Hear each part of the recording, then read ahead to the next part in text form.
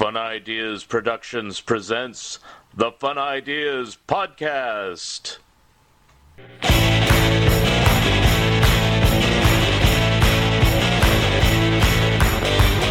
We see the syphilitic shrinking obelisk,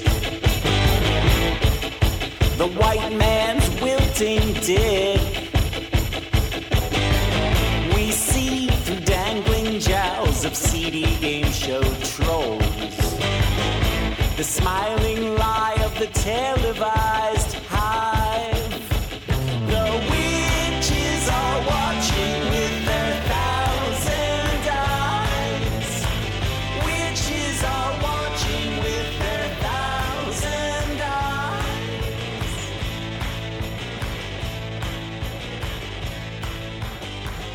We smell rotten teeth that speak beyond belief. A stick inside their skull would... Hi, this is Mark Arnold, and welcome to Fun Ideas Podcast number 57. This episode is sponsored by the fine folks at Lee's Comics. We're working feverishly to get Headquartered, the book on the Monkees' solo careers, out in February or March of 2020 in time for Beatlefest. My co-author, Michael A. Ventrella, will be attending and selling copies of it and our previous Monkees book there. I'm doing the final edits and image placement for the TTV scrapbook. It looks really good, and I will be turning it in soon. I just got the assignment to do an article for Back Issue magazine on Underdog. The Warren Kremer book is due back in February, and I'm still working on my own Light Up Your Life travel agency, and of course, the Mad book. Today's show features an artist and writer I have long admired for his quirky art style and humorous writing. He is best known for his work on Neat Stuff and Hate, but he has done much more. Here he is, Peter Bagge. So on the phone today we have Peter Bagge. How are you, sir? I'm doing fine. Okay, great. And as I usually do when I start little interviews about people's careers, tell us a little bit about yourself and how you got started in cartooning and writing and all the things you do. Oh, well, to answer that as briefly as possible, grew up just not taking comics or art very seriously, just doodling every now and then when the muse struck, and also trying to emulate my older brother, who was a natural cartoonist but never really did anything with it, never tried to make a living at it, but it was just a way of bonding with my older brother. But then eventually I had to figure out something to do with my life, and I stunk at everything else. I was a terrible student, so and to be honest, what really inspired me more than anything else was discovering underground comics in general and Robert Crumb's comics in particular. When not just his art and writing itself, but also the way he used the comic book format, just the way he would treat it like a blank canvas and fill it up with whatever he wanted to.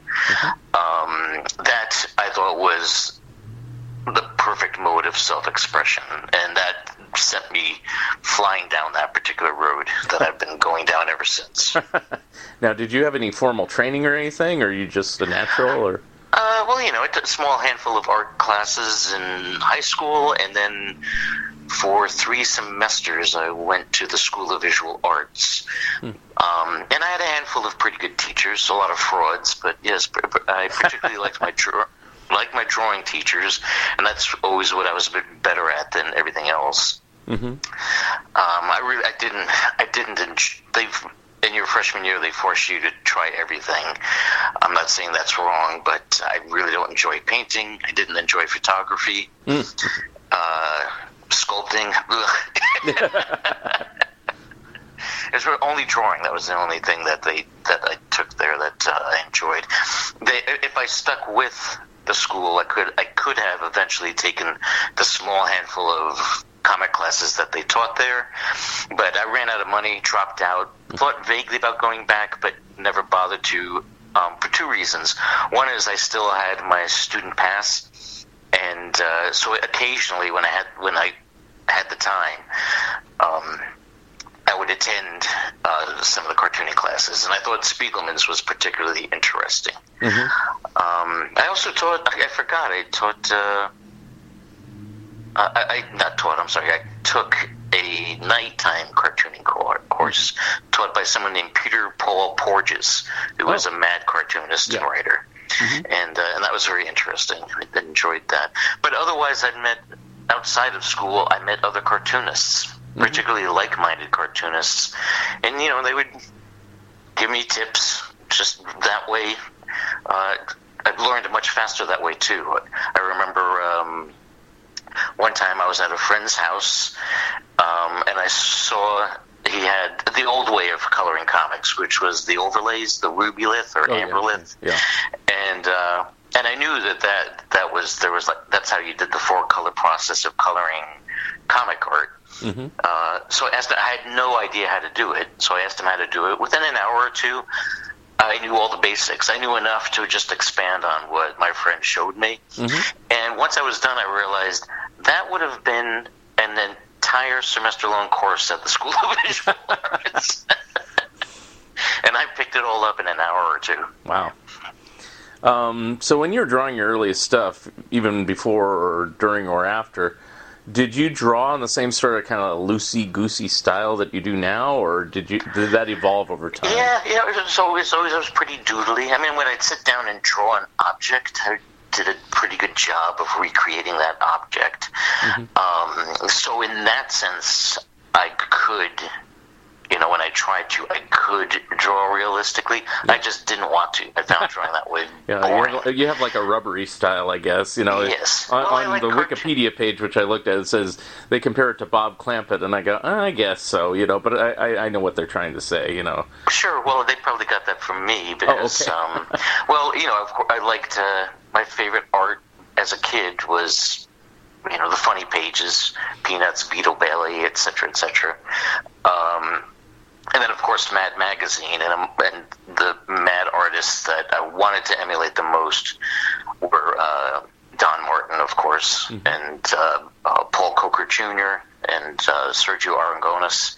But also, even though it wasn't comic book art, I was very drawn to the art style of Warner Brother cartoons, especially from the 40s. And I liked all of it. To a certain degree, I liked all that old school animation, but particularly Warner Brother cartoons, and particularly from the 40s, and particularly Bob Clampett. Right. Now, we're jumping ahead a little bit, but since you're talking about animation, you did some animation for this, Round Table Pizza commercials. Did you do any other animation besides that? And can you talk about the Round Table commercials? Sure. This was, I guess, at the peak of my career. Somebody called me up and said, would you like to design the artwork for this Round Table advertising campaign that we have? So they flew me down to San Francisco, and for roughly a week, I guess, I just worked with the directors and animators, and everything was their idea. They just basically told me what to draw, and they just wanted to use my drawing style. Oh, okay. And I've never done anything quite like that. Now, did you just do model sheets, or did you do actual storyboards or anything else? Yeah, pretty much both. Just anything that they needed from me to capture my art. But I seem to recall that they pretty much told me exactly what to draw, and then I would draw it. And again, there were like 3 or 4 of them. All of them were 15 seconds long. They were very, very short commercials. And it was very frustrating, but Round Table wasn't in many markets, so very few people saw it. There were 1 or 2 Round Table pizzas in the Seattle area where I lived, and they didn't even show these commercials up here. I think it was mostly in the Bay Area they showed them. See, I saw them, but I don't think Round Table is a national chain, so I don't know how much coverage it did get outside the Bay Area. But I know that would have been great. I remember a friend of mine who lived in the Bay Area half-jokingly said to me, I feel like I'm living in Pete Bagge's world. I guess that's all it takes, a handful of 15-second commercials, and it's my world. Yes. Other than that, there's been a lot of... there's been a handful of short little animated things I've worked on, some Some were finished. There was something that I did with the comedian Dana Gould. Oh yeah. Which ran on icebox.com, and it was our. We just turned Brian Wilson's father, Murray Wilson, into a cartoon character, and made 4 of those. And of all the things I worked on that was an animation project, that's not only is it the one I'm the most proudest of, it's the only one I'm proud of. Okay. The thing is, I'm not an animator, so I'm very much at the mercy of whoever is the animator, director, producer. Mm-hmm. I could bellyache all I want, but in the end, I'm at their mercy. Yeah, I've heard that before from different cartoonists, that suddenly their cartoons are turned into animation, and it's like, I don't draw like that, or whatever. Right. They wouldn't move that way in my mind, or something, I don't know. Right. And there's a short, it was meant to be an introduction to a documentary about the grunge rock scene in Seattle. Uh-huh. It was a movie called Hype, and I was hired to work on a short little, maybe 3-minute long, I can't remember now, a very short cartoon that was going to open the movie.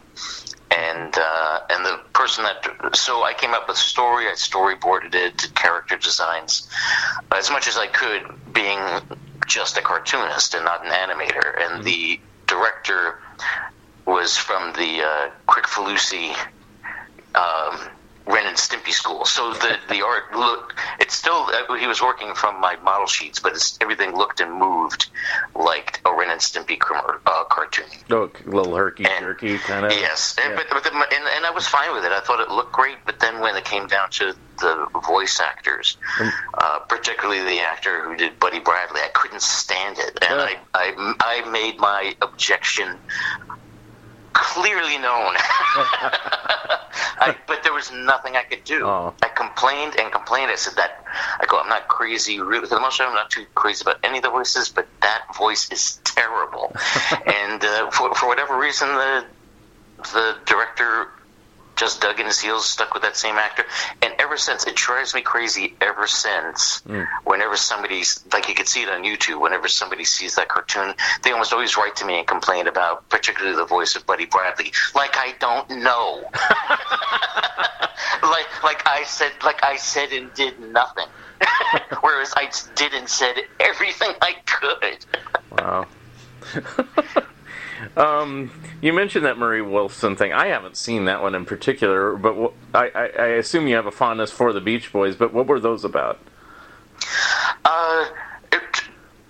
What happened at the time, this was around 2002, I believe, and you still had this .com boom going on. Mm-hmm. All these websites were popping up that had way too much funding, and they were just throwing money around like crazy. Mm-hmm. And so here was an opportunity for me to have money thrown at me.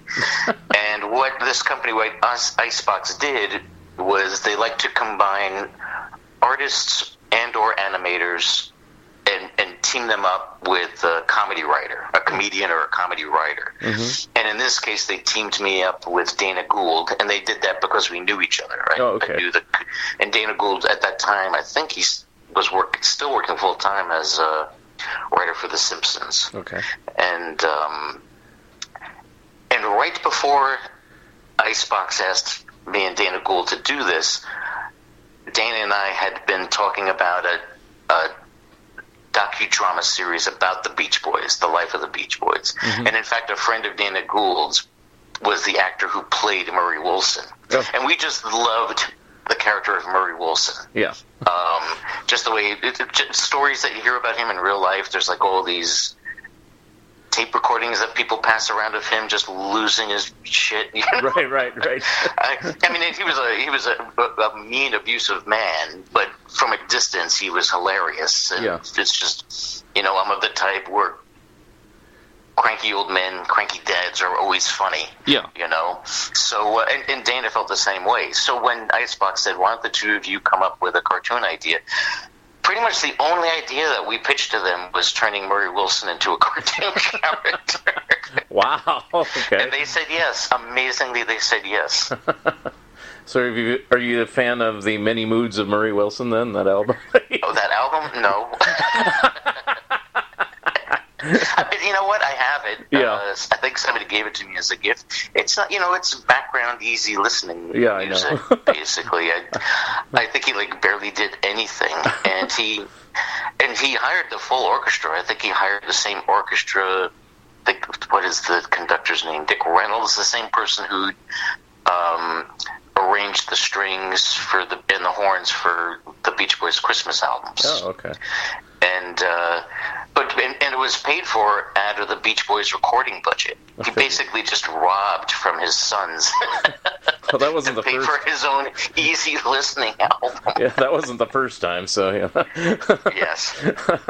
Anyway, enough on that. I was just kind of curious about it. It's an odd subject, but you did say, you did answer one question I thought of is were you partnered with Dana Gould because you knew him, or if they thought you might be a good fit? So I can't remember exactly what the steps were, but yeah, it did have to do with the fact that we already knew each other. Mm-hmm. That was a big, and that's the other thing too.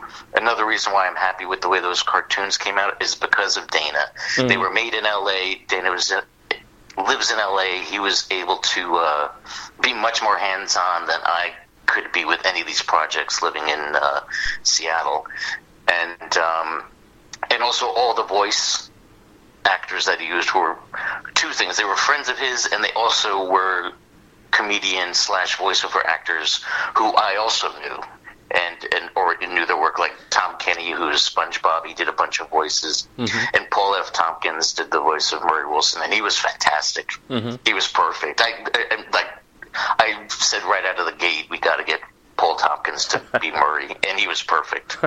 So no Buddy Bradley problems here. No, it's the opposite. The voices were fantastic. That's great.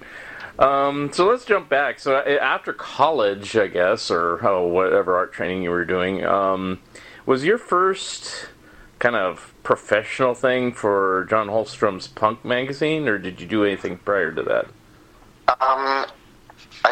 Through a mutual friend, I met Holmstrom, mm-hmm. and Holmstrom was totally prepared to run at least one or two comic strips of mine in Punk, but that was right when Punk went out of business. So technically, in a real roundabout way, I did appear in Punk because a year or maybe 2 years later, a special edition of Punk magazine came out, and that pretty much had the same comics in it that Holmstrom would have used. Okay. So I guess there was one last very delayed issue of Punk magazine. Okay. But meanwhile, I was starting to get published work here and there, usually for porno magazines. Yeah. It always seemed like in High Times, I was working pretty regularly for High Times magazine, who paid fairly decently, except that you always had to take them to small claims court to get paid. Wow. I know, but you always won. I guess they were just counting on some people being too lazy, but that was like a regular part of my routine, is going to small claims court. Wow. And I would win by default because High Times never sent anybody to defend themselves. Right. So it would just be me, and the judge would put the hammer down, and wow, that was pretty insane. But me, along with a lot of other cartoonists at that time, who worked in a kind of undergroundy or humorous style, mm-hmm. a lot of us worked regularly for Screw magazine. Okay. And again, not a great paid rate, and whatever you did for them had to be absolutely filthy and vile and offensive. That's what they were looking for, but that was fine by me. Yeah. And they, other than that, they gave you a lot of leeway. They were always open to any ideas you might have. And I can remember one time they had me. They hired me.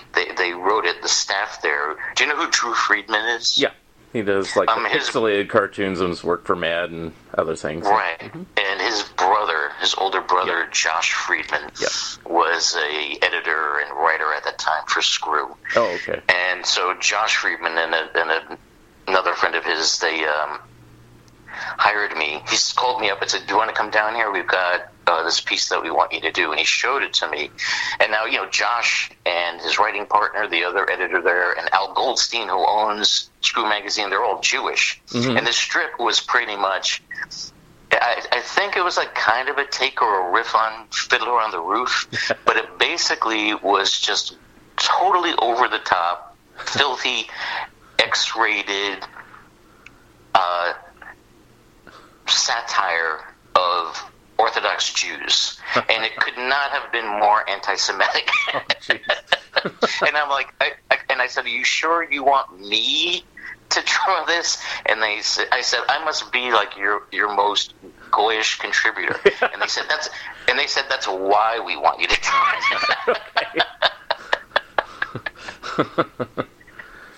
it." Whatever that meant. Yes. It's like, we don't want to get in trouble. Let's give it to Peter. Hey. Well, that's just it. That's something I loved about Al Goldstein. Yeah. Al Goldstein did want to get in trouble. He loved being in trouble. He relished it. I mean, as his life went on, he became utterly self-destructive. Right. But at the time I was working for him, I mean, of course I didn't want to be him. I didn't want to be his pal and hang out with him, but I loved the idea of him and everything he was doing at the time. Mm-hmm. I loved what a bomb thrower and troublemaker he was. Yeah.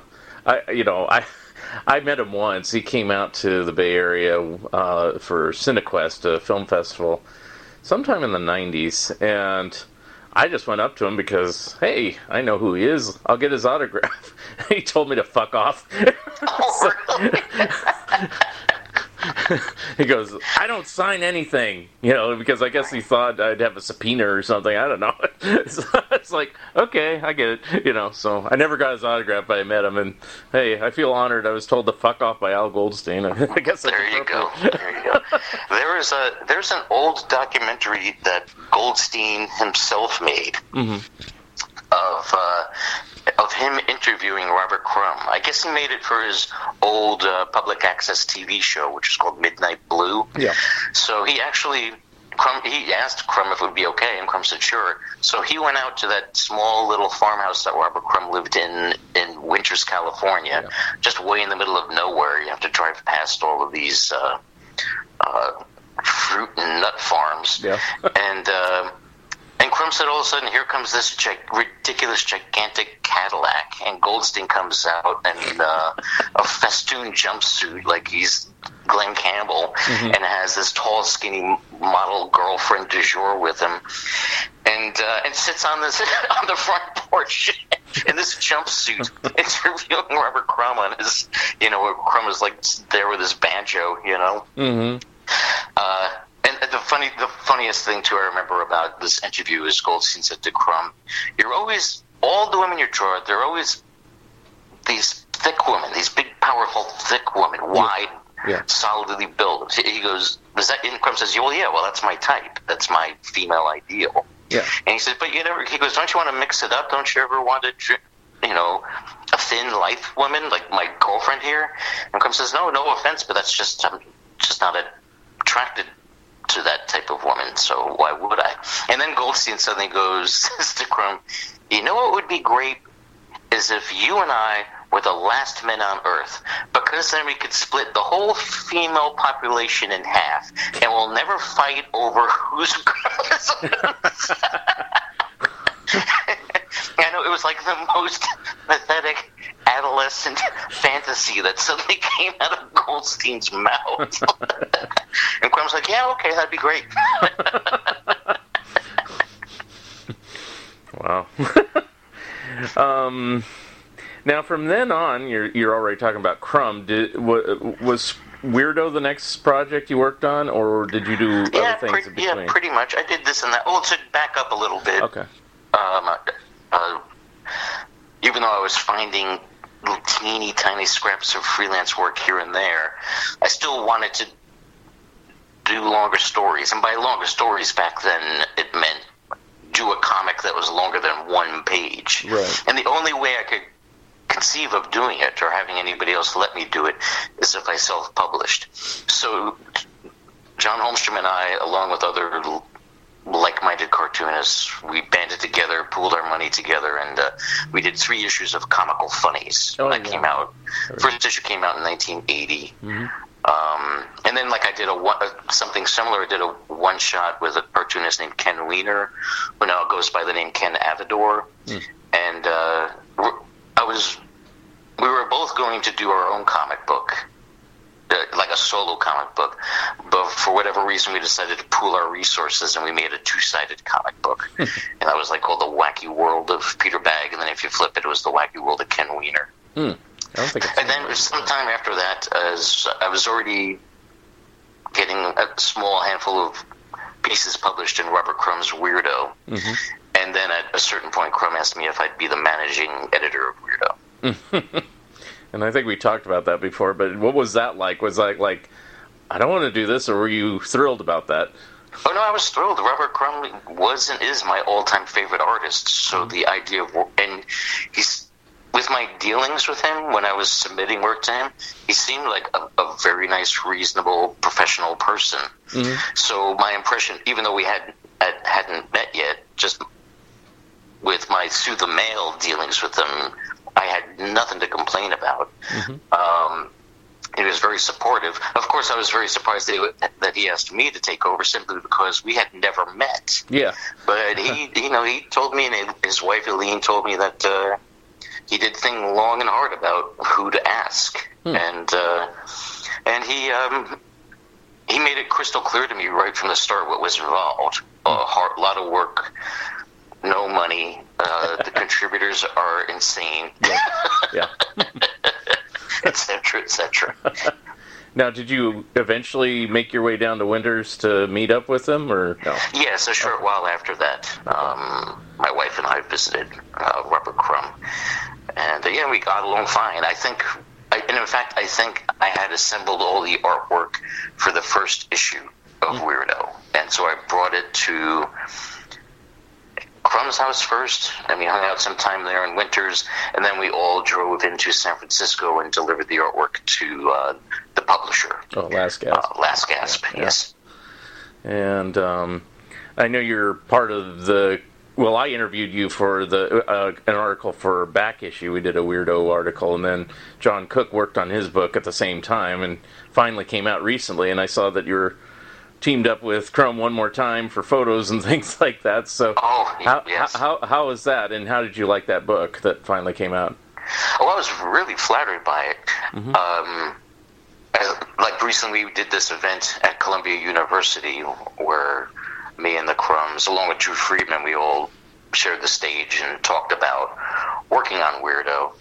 And I reminded Crumb at the time that when I was still, during my tenure as the managing editor, I was trying so hard doing everything I could think of to expand the readership, the circulation of the magazine, and by doing that I was just trying to make people more aware of it, sending out press releases and copies of it to any publication that I would think might conceivably consider writing it up. But nothing worked, and I was getting utterly fed up, and complained to Crumb about it. I remember telling him why I feel like we're both of us that we're beating our heads against the wall. Like, what is the point? and Crumb's response was, Pete, don't worry about it. Yeah, it's rough right now, but eventually the world will be throwing laurels at our feet. And even at the time, that seemed like a bit of an exaggeration, but I took it. It worked on me that I took some solace in that, and I stopped being such a crybaby for a while. And but then 10 years go by, 20 years go by. Weirdo, it's just like, oh my God! Whenever I would think of Weirdo magazine, I would just think, what laurels? It's become totally forgotten. Weirdo is utterly and totally forgotten. It's just in the dustbin of history. But then John, starting, I think it was like 15 years ago when he started interviewing me about not just my career, but for his comic art magazine, but Weirdo in particular, which slowly evolved into a whole book. It became an obsession of Cook's, obviously, right. And eventually became a whole book. And now it's almost like my reaction is the opposite. When I see that book, I went from everybody forgot about Weirdo to now when I look at that book, I just think, this is overkill. This is too much. Although, but I'm cracking wise. It's like I'm thrilled at the book. It's really very, very flattered. Yeah. Well, the same thing happened with me. I don't know if you ever saw my finished article in Back Issue. I could probably I can't remember. Send you a link, but I interviewed everybody, as many people as I could, including Crumb. He was very gracious. I didn't know if, because now he's in France. I said I don't know if I can get a hold of him, so I emailed him. I got his email. And it was like 6 months later, it was like right at the deadline, and he's really apologetic and really nice. He goes, "Oh, I'm so sorry, Mark. I just saw your email. I never checked my email." And he gave me these big, lengthy answers, like if I really was just sitting down with him and talking with him about it. And it's like, oh, he saved my article. But as a consequence, the article became like 23 pages with everybody's comments and everything. And why am I drawing a blank? How long ago did this come out? It was, it was before Cook's book came out, because a lot of people asked me when I was interviewing people, "Are you doing this for John Cook? He already interviewed me," and they're kind of grumbly because his book hadn't come out yet. And I go, "No, I'm doing this totally independent of him. I don't know what he's doing." So this issue of Back Issue came out in the last year or two? About, let's see, was I here in Oregon? Probably about 2014, 2015. I think about the time I moved up here. God, I must be senile if you sent me a copy on why am I drawing a blank? This is terrible. You'd think this should be totally fresh in my mind. Well, offline we can, I can make arrangements to get you an issue or something like that. Okay. I don't know if I have any extras left, but I can probably get Michael Urey to send you at least a digital copy. But, at first he was like, 23 pages, Mark, and then he read through it and he goes, "Done. I'm pulling other articles. You're going to get it." And so I'm like, phew, because usually they don't like their articles being more like 7 or 8 pages or something like that, 10 max or something. And here's mine at 23, and it's like, Right. But I tried to take a different approach, and if someone is a real weirdo aficionado, not to toot my own horn too much, you really kind of need John's book and that issue of Back Issue 2, to kind of get the whole story, because he asked different questions than I asked. So, okay. Anyway, let's see. What was I going to ask? So that's where I first saw your stuff, was in Weirdo. So, I was one of those ones that said, "Oh, I love this stuff," and then it just kind of went away. So, I may have asked you this before, but here we are. After 28 issues, Weirdo ended. Were you pleased by that or upset by that? I know you weren't editing it at the end. But... Right. Oh, when it came to an end? Well, first of all, at the time that I had no choice when I quit editing Weirdo, Aileen Crumb seemed like the perfect replacement because she lives with Robert Crumb. Right. And it always was Robert Crumb's magazine, and so I always described it as myself as the managing editor, and Aileen would do the same thing. Mm-hmm. It still was always very much, that's the reason people bought it, for the most part, was Robert Crumb's artwork. But just, I quit, so I couldn't blame Aileen for quitting, and by that point, the Crumbs just thought, what's the point of trying to find somebody else? This has been 10 years, the anthologies should have a limited lifespan, and by that point, there were a lot of other anthologies popping up. So it's like, this isn't necessary anymore. Not only that, but a lot of the younger contributors who a lot of whom's work first appeared in Weirdo, by that point, a lot of them had their own comic titles, their own book projects. So you didn't need this magazine for these young artists to get their work seen. More and more of them were getting their very own titles. Right. So that was another reason why I felt like the magazine wasn't really all that necessary. Now, did that happen to you? I mean, was this around the time Neat Stuff started, or?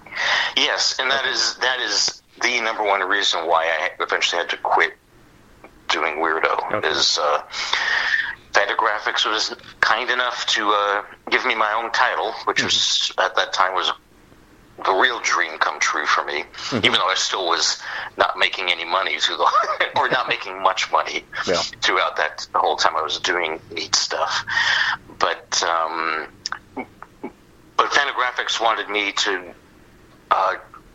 turn an issue out on a regular basis. At first, they wanted it to be quarterly, and this was like an oversized 32-page comic book. Right. And I said that's impossible. We agreed to me doing it 3 times a year, but just trying to get my own comic book out 3 times a year, it was taking up all of my time. And I could see with my own eyes that Weirdo magazine was suffering because of it. I still was getting good work sent to me. Robert Crumb was still doing really great work for it, but I didn't have that energy to go and find new artists and new work, or go back in time and find old features to run. I just I wasn't fussing over it like I was before Neat Stuff started. So Neat Stuff actually started while you were still editor of Weirdo? Yes. Oh, okay. Yes, like all through 85 and most of 1986 I was doing both. Oh. And yes, it was very, very difficult. Okay. Yeah, I didn't realize, because it's like, as a fan, I don't pay attention necessarily to all that stuff. I just remember you were in Weirdo, and then you got your own book, and I was like, ooh, I like this, because I liked your work, Thanks. And I somehow missed the first issue of Neat Stuff I eventually got, and started with issue 2, so I don't know, it was like, I guess distribution might have been spotty on the first one, I don't know, but... Yeah, perhaps. But... what sold me, on getting every issue is, all your girly girl. That was the strips that I liked the best. Oh, thanks. Thanks. That was the character that my publishers liked the least. And then this is kind of funny, and I won't name names just to protect the innocent, but one of my girlfriends, who a mutual friend of ours, Lee Hester of Lee's Comics, knows as well. We took to calling her Girly Girl, and it was kind of a sign of affection, not that she really was. Girly Girl is just a funny nickname to give her, and it's like, Right. So anyway, long time ago, but, we still refer to her, hey, remember when you were dating Girly Girl? Yeah. Anyway, so that's a nod to you. So, and you did one of Lee's shows, right? He did like a punk and alternative kind of, show in the Bay Area once, and it was you and like a bunch of other people that were from Weirdo. Is that correct? Who was this, Lee? Lee Hester of Lee's Comics. Yes, he did. I did 2 signings there. I can't remember where the one you're talking about. Boy, I can remember doing a signing there with Phoebe Glockner. There was like other Bay Area cartoonists, and Bill Griffith and Diane Newman. Yeah. I remember them being there. Yeah. I think even, Aileen? Did Aileen go? Crumb didn't go, but for some reason I have a vague recollection of... She might have. I don't remember everyone. Fleener was there, so... Okay. Yeah. And then a few years later I did a signing there with Dan Klaus. Oh, yeah. I remember that too. So, anyway, just kind of refreshing memories on these things. Right. So Neat Stuff lasted, 17 issues, or is it a little bit more? I forgot. 15. 15, okay. And I still, I hate to say this, but I'm going to tell you, I liked it that you continued on with Hate, but what I didn't care for is that it was all Bradleys. I was like, I like the Bradleys, but I like the other stuff. Where'd the other stuff go? Okay. But why did the Bradleys take off? Was that like the selling point of Neat Stuff, or what was going on? Your feelings on, your opinions on the characters, all my various characters from Neat Stuff, is pretty much the opposite of most people's. Yeah. First of all, the Bradleys... 2 things that were occurring at the same time. One is the Bradley stories, and then even more so, Buddy Bradley was the breakout character. They always got the biggest, most positive response of everything that appeared in Neat Stuff. And that wasn't too surprising to me, because they were the people that I had the most story ideas for. And that certainly was because they and Buddy were the most autobiographical. So I always had my own life to draw from. Whereas other characters, Studs Kirby, Jr., with all of them, I felt myself hitting a brick wall with them. It's like there's only so much. They really were cartoon characters. They weren't, and I couldn't see how they could evolve. Yeah. But with Buddy Bradley in particular, and by extension his family, it'd be easy for me to see him evolving, especially if I aged him. Right. Because it's always like a sort of a version of my own life and my own experiences. Mm-hmm. And so that's when I started Hate in 1990. Mm-hmm. We will be back after this message. Hi, I'm George Takei. You know me as Helmsman Sulu on Star Trek. When I'm not busy going Warp Factor 8, I like to beam down to Lee's Comics in Mountain View and spend a lazy afternoon reading comics classics from Marvel to DC, from Dark Horse to Fantagraphics, and everything in between. So please, spend some time here at Lee's Comics and spend your hard-earned cash.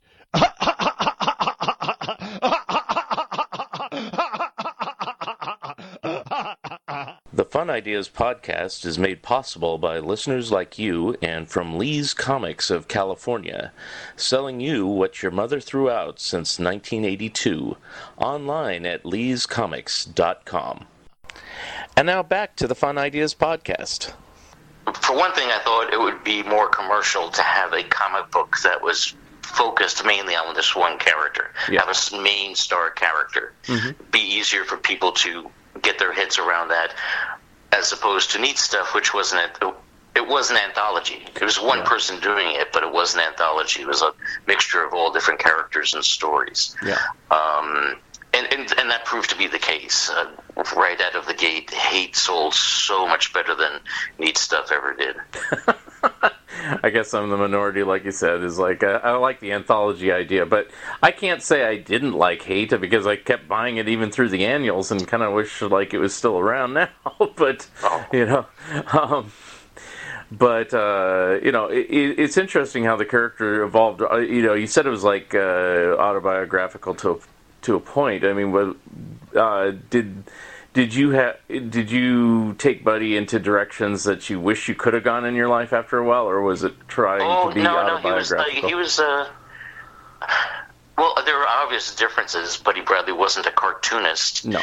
And he went into lines of work. He pursued certain things that I never have. I never tried to manage a grunge band, and then like in the Hate annuals, he wound up owning a scrap metal shop. So Buddy always had this entrepreneurial spirit that I didn't have. So that is a big difference. Mm-hmm. The idea of doing what I had Buddy Bradley doing would have like a certain appeal to me, but not enough to make me do it. I wasn't going to suddenly drop my pencil and get into the scrap metal business or the collectibles business, right? You know. Yeah. But there's a certain appeal to businesses like that drew me to them. Mm-hmm. And early on with the Bradleys, this might be walking on little eggshells or something, but I'll ask anyway, and then you could say no. Did you have any issues or anything with Matt Groening or anything? Because Simpsons was kind of the same sort of idea, at least initially, of, like a bickering family. Right. Well, I saw some similarities, and I used to wonder, did the Bradleys inspire the Simpsons in any way, shape, or form? Yeah. But then I thought, well, that's a bit egotistical to assume. Mm. But then later on, with him just very surreptitiously and other people, it was like, well, it's been kind of confirmed to me that the Simpsons were in no small measure inspired by the Bradleys. Yeah. But the differences are also huge. Yeah. For one thing, the Simpsons are a vehicle for satire. As soon as it started, it was the new Mad magazine. Right. The show is very satirical, and it just takes off in all these crazy directions that I never had any interest in doing. It has celebrity guest appearances. Right. So it's all what drives it. The whole point of the show is satirical, mm-hmm. and that was not the case at all with the Bradleys or Buddy Bradley, mm-hmm. and. And Matt was also, when he first got a deal to do the Bradleys, when it turned into a regular television show, he asked me to try my hand at writing a script. Oh. So I actually had, so not to be a staffer on the show, because I wasn't ready to move to L.A., and he didn't ask me that. But he just asked me to try my hand at writing something, which was really nice of him. I considered it for a bit, but then I declined because that was right around the time that I was starting to do Hate. Mm-hmm. I think the first issue of Hate might have I've already come out. I can't remember now, but it was already doing well. So it's like I was thinking, right now I'm accomplishing everything that I always want to accomplish. So I'm not going to drop everything and invest a lot of time trying to do this other thing. Right. Maybe I should have tried to do both, but I just there would have been a big learning curve ahead for me because at that time I had never even tried to write a script. So that might have been biting off more than I could chew. But I still really appreciated the fact that he asked me. Okay. And it might have been him. I never asked him this. Might have been him throwing me a bone to make up for the fact that The Simpsons were, especially that very first episode. It was a They started The Simpsons with a Christmas episode, and there were noticeable similarities between that and a story of the Bradleys called Merry Fucking Christmas. Right. Yes, and so a cartoonist friend of mine, she wrote that episode, and I never broached that subject with her though. But it's like I don't know. I think there was a little bit of cherry picking going on. I might have.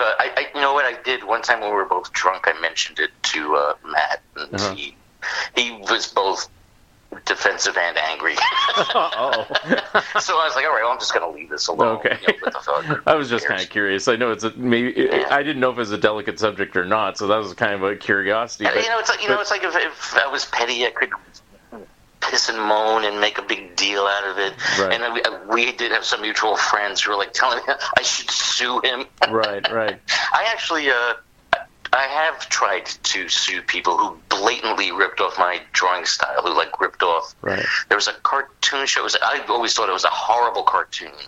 It was called, what was it called? Eek the Cat. Oh, yeah. Created by some asshole who called himself Savage Steve Holland or something like that. There were two characters on that show that blatantly ripped off Girly Girl and Butch Bradley. Yeah, it was unmistakable. And I actually contacted.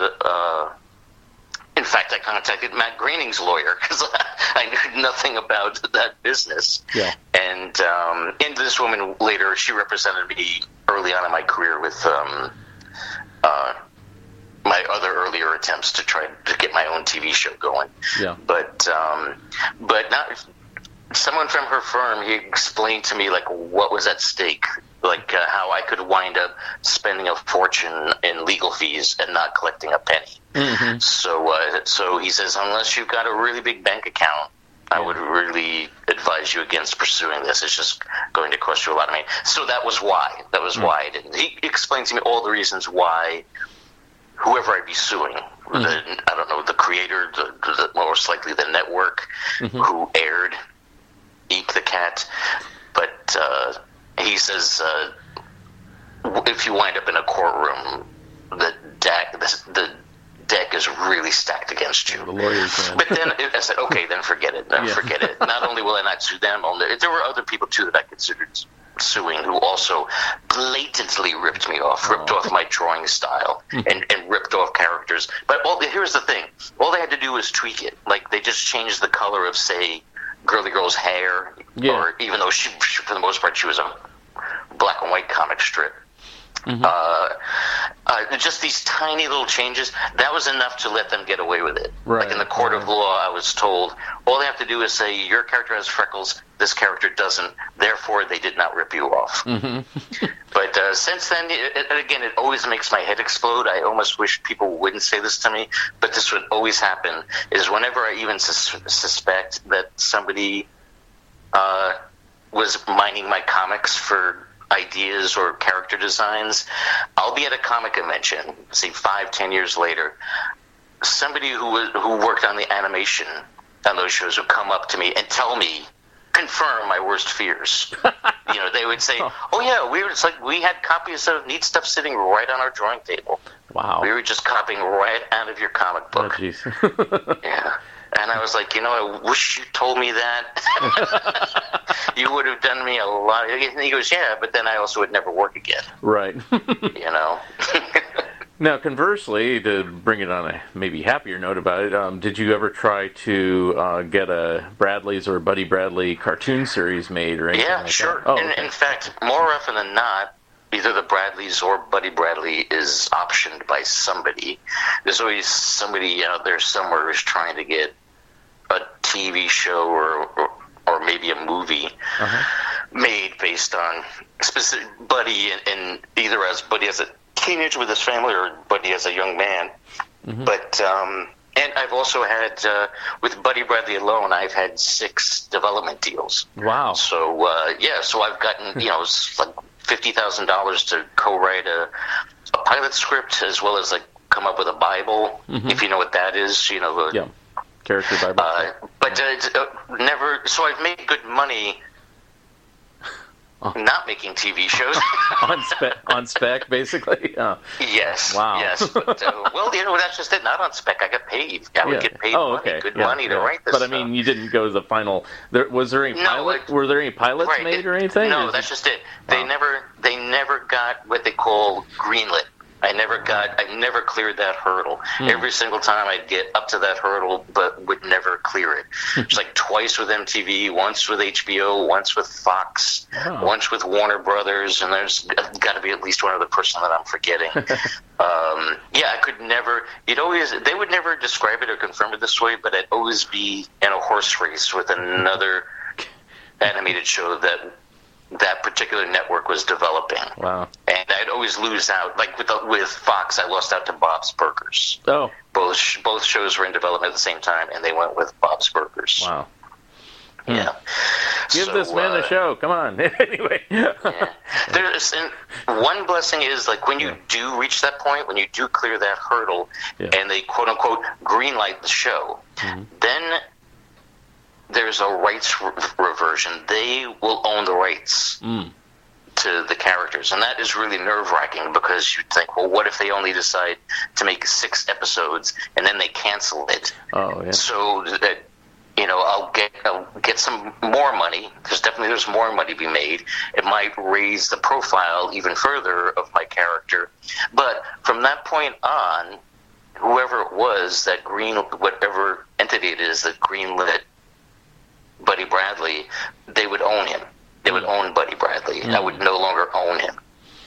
It usually would be a real fight, but in each instance, whoever I had representing me as a lawyer when we're negotiating these development deals, they would always make sure that I could retain publishing rights. I could still make comics with him, and I'd still own the rights to the comics I already did do of him. But that would always be such a fight, that alone. Wow. Everything else I'd have to give up. If they wanted to make the worst, stupidest Buddy Bradley movies and toys and theme parks, there's nothing I could do about it. They would own it outright. So sometimes I'm a little bit relieved that I never got greenlit, because not only once, but there were 2 times where I could have surrendered the rights to Buddy Bradley to MTV. Right. Which is it was a horrifying thought then. Wow. Let's see. Are you there? Yes. Oh, okay. It was, well, I guess you could do it like what Matt Groening did. It's like he never did a Life in Hell. No, and that is why. That is exactly why. He started down that road negotiating with people with his existing characters, but once him and his lawyer, once they saw that there was no way around this, that he would have to give up the rights, he just went ahead and made up some other set of characters from scratch. Right. He gave them the Bradleys. Yeah, exactly. It's like, I'll give him Peter's characters. Here we go. so you do a Life in Hell show. There we go. We got it settled. It's Peter Bagge's Life in Hell. There we go. We could just call it Life in Heck or something. And then I can get away with it. Anyway. Right. Before, if just in case I wind up making a wisecrack at Matt Groening's expense, I want to make it clear that I like the guy a lot, and he's always been really helpful to me too. Like, especially going down this road. When I first started looking into doing, And it wasn't me looking into it. It was like Hollywood was coming to me because he became a mini phenomenon. Yeah. So all of a sudden Hollywood came a calling.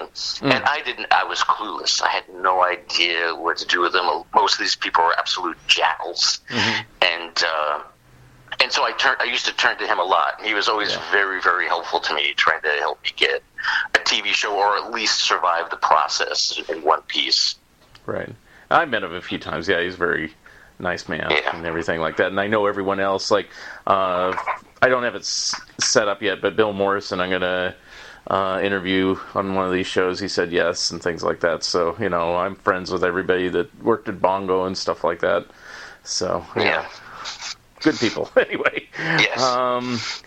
Let's talk Cracked for a bit, since, you know, that's probably the first time. Yeah, there's a segue for you. Why would anyone ever want to segue into Cracked? Just because I knew that would be a weird left turn. I'm like, well, I could talk about Sweatshop. No, let's talk Cracked. Okay. No, that's fine. It's impossible not to make fun of Cracked. Yes. And, you know, again, it's like I'm not the least bit embarrassed of contributing to Cracked magazine. You know, it was fine. You know, I actually enjoyed it. That was the first time I interviewed you, and that was about a decade ago, amazingly. But the funny thing about it is, and, you know, you can repeat the story, is like you were only a writer on Cracked, which boggles my mind. How did that happen? Well, you know, this is around the time I was doing Neat Stuff, and there was still, like, you know, I was still honing my art. There was my artwork in Neat Stuff. It was pretty intense. It was like on the one hand, still somewhat crude. I was still learning the tools of the trade and still trying to make my work look more polished and appealing. It was still rough around the edges, and at the same time, it was also incredibly exaggerated and over the top. So the person at that time, again, we're talking about like the mid-'80s, the person, as you well know, the person editing Cracked was Mort Todd. Yeah. And I've interviewed him on here, and he's good friends. So, yeah, sure. You can say anything you want about it. No, anyway, go ahead. Yeah, and he was younger than me. I'd only met him once or twice when he asked me to contribute.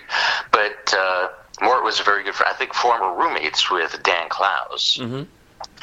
And he, like, the minute he got the job, he did get Dan some work. Yeah. But and he had Dan. I don't know if Dan both wrote and drew. I think Dan only did artwork for Cracked. On things like The Ugly Family, yeah, he only drew that, and they did pen names for that. It was like Stosh Gillespie. Stosh Gillespie. Yeah. Well, that's just it. When his artwork first appeared in Cracked, it was under his own name. Mm-hmm. But the publisher of Cracked, Mort could tell you all this better than I can if he hasn't already. Yeah. The publisher, he was like just some mafiosi in Florida, you know, with a Florida tan and a Rolex watch, and he was pretty disengaged. Mm-hmm. But he just every now and then he would come in and he'd look at what Mort was doing, and he complained about Dan Clowes' artwork. It looked weird. Mm-hmm. You know, up at what Cracked almost always had, almost everything that was in Cracked, if it wasn't an artist that literally had done work for Mad, it was artists whose work looked very similar to Mad. Mm-hmm. And apparently that's all the publisher wanted. I just want this magazine was meant to be a ripoff of Mad. Right. I want it to look like the other Mad magazine. Mm-hmm. And Dan's work right out of the gate it didn't look like, you couldn't point at it and say, oh, he's doing Jack Davis or Mort Drucker or Paul Coker Jr. or Al Jaffe. It's like, it looked like Dan Clowes. Yeah. Well, according to both Mort and Dan, that publisher hated his work. So yes, but Dan still needed work. Dan was still starting out and struggling, and Mort still desperately wanted to get his friend work. Yeah. So, assuming that this guy wasn't too swift, this publisher, Mort just said, why don't you do something else and sign it under a different name, Right. and we'll see if the guy can tell the difference. And that guy never said anything. Well, also, So he hated shoved Dan it. Klaus's work. He also shoved it into like the annuals and things like that at first, and then he got into the regular magazines. So Right. that was- Yeah, so this guy hated Dan Klaus, but he was fine with Stash Gillespie. Yeah. So, but anyhow, with me and Mort, if I remember correctly, Mort, he didn't rule out me drawing stuff for Cracked, but he told me what happened with Dan. Ah, okay. And so he said, I worry that we'll go down that same role because your work is also it's very much you. You're not striving to be another Jack Davis. Yeah. So he says, I worry that the same thing will happen. Mm. And I don't want this guy to become allergic to your name. So Mort said, I like your writing. Why don't you just write for us? And I said, to me, that's even preferable. Mm-hmm. That's totally fine.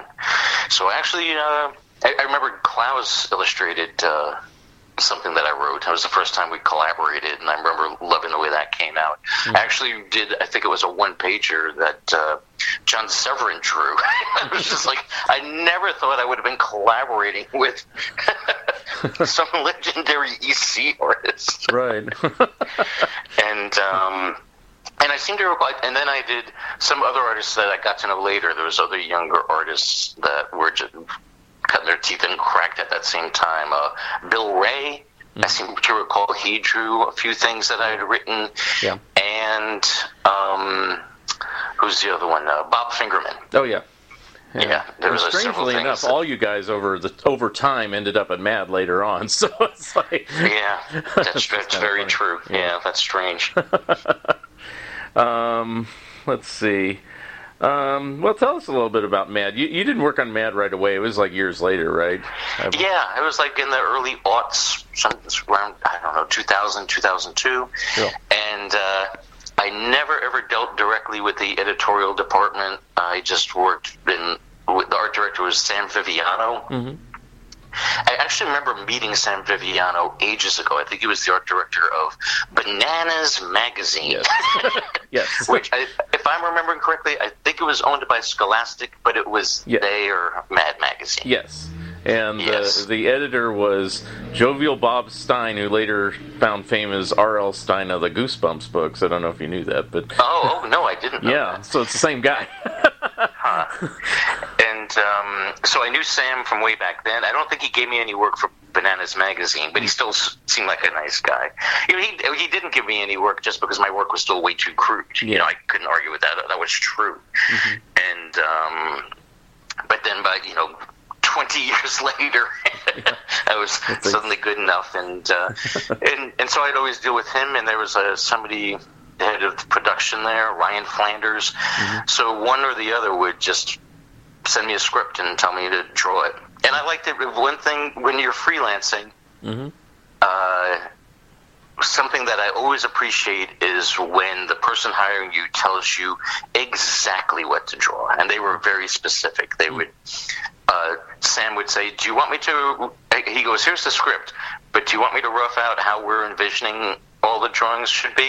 And I was like, "Yes, of course, always. I don't want to guess and guess wrong." Yeah. So I really appreciated how anal Sure. they were. It just made it so much easier. Mm-hmm.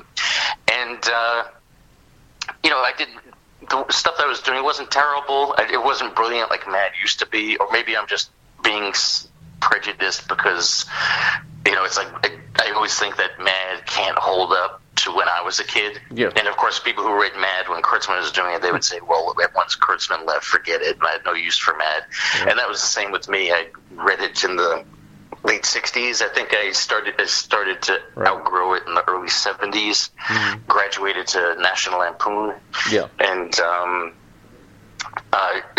ever since then, it's like when I see Mad, it's not like, oh, this is terrible and the art is no good. It was all good. It was all professional. But just, there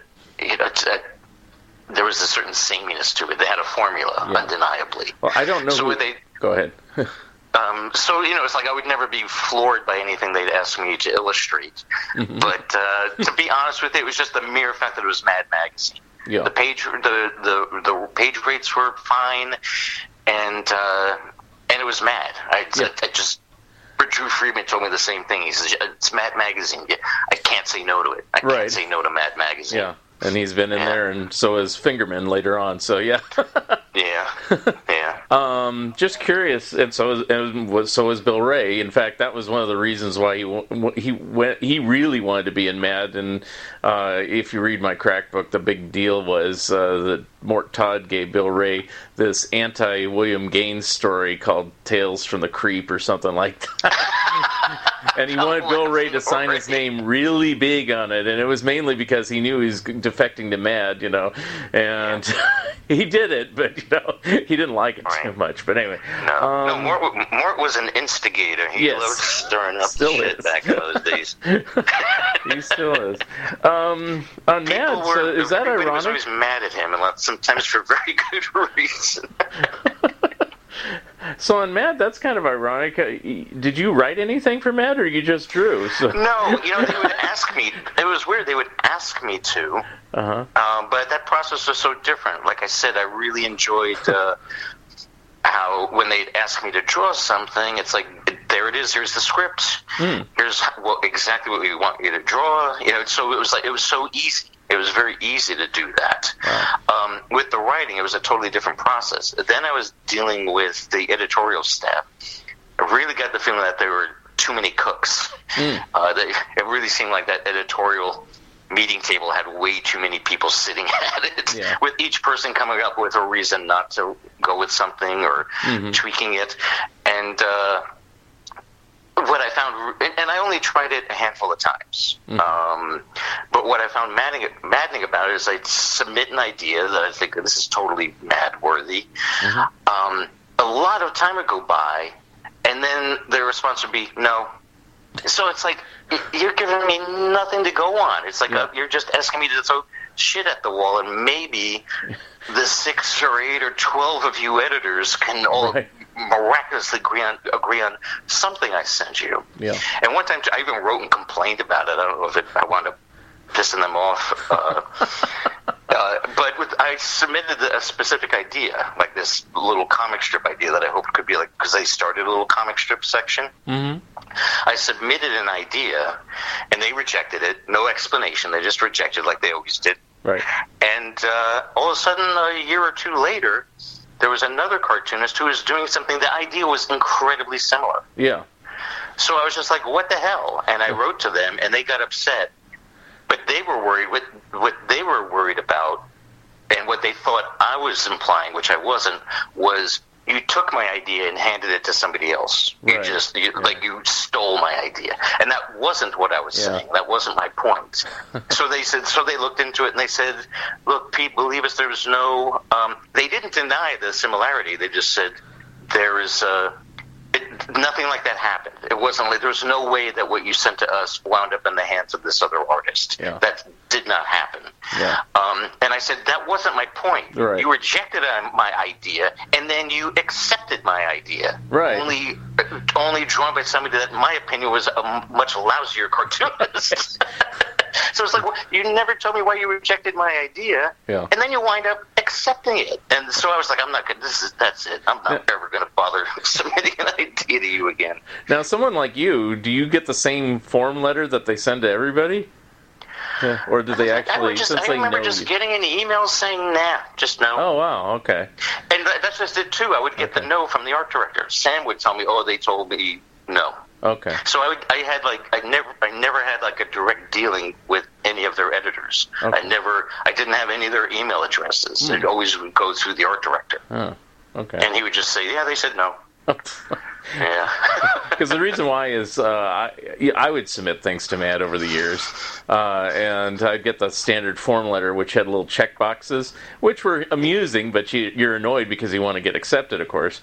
And more often than not, I would get rejected because, nope, not in the Mad vein. And I go, it's totally in the Mad vein. You just did this last issue. Not the same joke, but I mean the same kind of, and I've been reading Mad for 40 years. I know what the Mad vein is, So I don't know, I don't know how they get things published. And then I've had friends of mine, hey, I finally got published. How'd you do that? I don't know. Yeah. And then I did interview Sam Viviano years ago for the Crack Book too, and years later when I was starting to submit to Mad again, I asked him, I said, does it help to be your friend to get into Mad? And he goes, no. So, like, okay. But then now Mad's kind of seemingly going away, so it's like, I don't know what the deal is on this stuff, so, you know.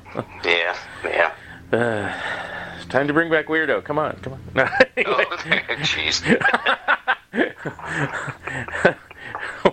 Well, we've covered quite a bit of your career.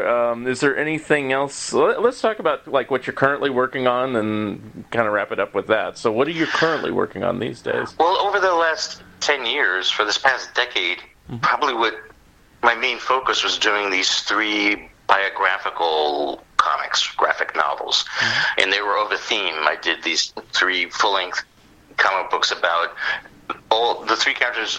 The 3 subjects were all women whose, most active years arguably were between the 2 world wars. So it has that theme to it, and I'm very proud of those books. It's just that anybody who's ever done any kind of biography can attest to this. It's a lot of work for not enough money. Yeah. So I'm not at this point. I don't have any intention of doing another full-length biographical book. But meanwhile, for the last almost 20 years, I've been a regular contributor to a magazine called Reason. Okay. And both as an illustrator and as an occasional cartoonist, like I'll do journalistic type comics for them. Mm-hmm. And starting around now, I already have 2 that are in print. I'm going to do these 4-page biographical pieces. So I'm going to try to encapsulate certain biographical figures and try to encapsulate their lives in just 4 pages. But so that's something that's taken up a lot of my time. Another thing too that I've only just started working on, and a lot of this is very new to me, but do you ever hear of a company called Great Courses? It's an online tutorial website. I think. And it's pretty much, they hire professors to teach a course online about any subject, the history of Byzantium, you name it. So I'm going to do a how-to comics course for them. They've only just started doing courses on creating, drawing, things like that. This company's been around for 25 years, and traditionally it's still just a professor standing behind a podium and talking his or her head off as they cut away to historical pictures of people torturing each other. But so what's new to them is how to portray somebody demonstrating things. But I've only just started getting underway with this. I have a big learning curve with this, but I'm eager to make the best of it. Mm-hmm. Okay. And is there any sort of way people can get a hold of you, or a website, or anything you'd like to plug? Or well, I had a website for peterbagge.com, which I let die for various reasons. I might start sooner or later. I guess I'll start my own website again. But yeah, I'm on Facebook. It's Peter Bagge Comics, all like one word, and it's easy to find. Just got to Google it, and people could contact me through that, and Twitter, and I have my email addresses on the Facebook. So basically these days I'm just using Facebook as my web page, and yeah, it's very easy to contact me through that. Mm-hmm. A lot of us are. And any personal appearances at conventions in the next few months? Or no, this year, 2019, I did a lot of comic conventions, but nothing. I just did one more just this past weekend, and nothing is planned for quite a while. Next year, in the year 2020, hopefully it'll come out before the year closes, is a big slipcover, hardbound, 3-volume, complete Hate comics. Oh, wow. So every issue of Hate is going to be collected into a hardbound book. And I would be making an effort of promoting that agreeing to do comic conventions, and it's supposed to tie in with the 30th anniversary of Hate, but the book isn't going to be out until October, November. It's like Christmas release, basically. Of 2020, you mean? Yeah, of 2020. Okay, so yes, there's still like a year to go before it's in print. So in 2021, you'll probably be making the rounds to like San Diego or Emerald City or Seattle. And just assuming that the book will be in print, then I did agree to go to a comic convention in Minneapolis in November. I know, Minneapolis in November, what was I thinking? I remember going there in October and almost froze to death. The weather was so horrendous. All right. Well, best of luck with that project, and always looking forward to any new Hate coming down the pike. Or are you pretty much done with that at this point? If I suddenly get inspired, or there's this huge demand for me to create more Hate comics, I will. But that doesn't seem to be in the cards at the moment. Okay. Well, fair enough. And it was a pleasure talking with you today, Peter. And same with you. I want to thank you very much. Sure, and thank you. Have All a right, good day. take care. Talk to you soon. Bye-bye. Bye. Thank you for listening, and thank you, Peter Bagge, for being my special guest. Episode number 58 will be coming soon.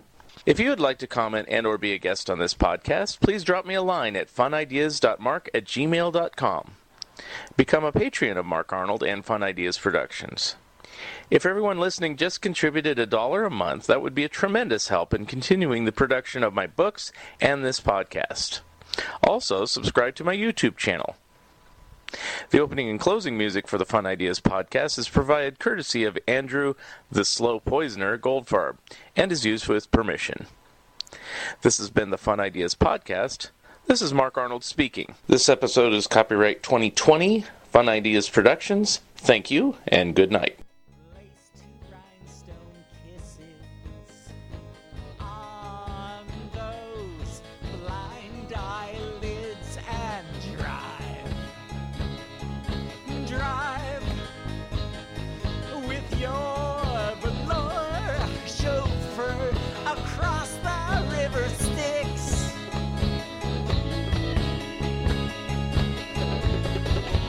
Popping creation pills in the pink electric church. The final flicker of your illusion.